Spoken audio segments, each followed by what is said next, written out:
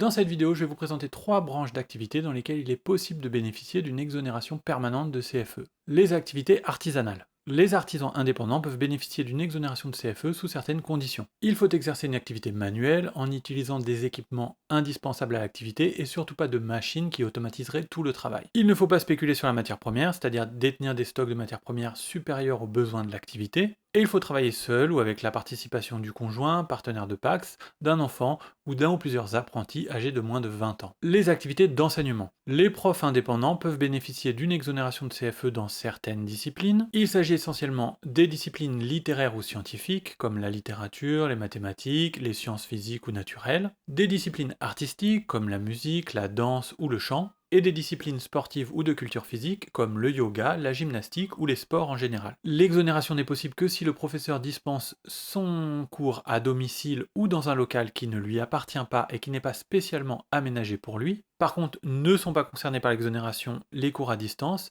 et les enseignements pratiques, comme la cuisine, la couture, l'informatique ou la conduite automobile. Ne me demandez pas pourquoi, c'est comme ça. Troisième branche d'activité éligible à l'exonération, les activités artistiques. La plupart des artistes auteurs peuvent bénéficier d'une exonération de CFE. C'est notamment le cas des auteurs d'œuvres graphiques, comme les graphistes, les dessinateurs ou les designers. Ces auteurs graphiques peuvent bénéficier de l'exonération sous deux conditions. D'une part, il faut être affilié au régime général de la sécurité sociale des artistes auteurs, et d'autre part, l'activité doit être principalement une activité de conception et de réalisation artistique, et non pas une simple prestation de service ou un travail industriel, comme de l'impression ou de la mise en page. L'exonération est également possible pour les photographes auteurs, c'est-à-dire les photographes qui réalisent un travail artistique destiné à être exposé. Cela exclut les photographies d'événements familiaux ou religieux, comme les mariages ou les communions. Pour ce type d'activité de photographe, il faudra se tourner vers l'exonération des artisans. Alors toutes ces exonérations ne sont pas automatiques, il faut les demander directement au service des impôts des entreprises,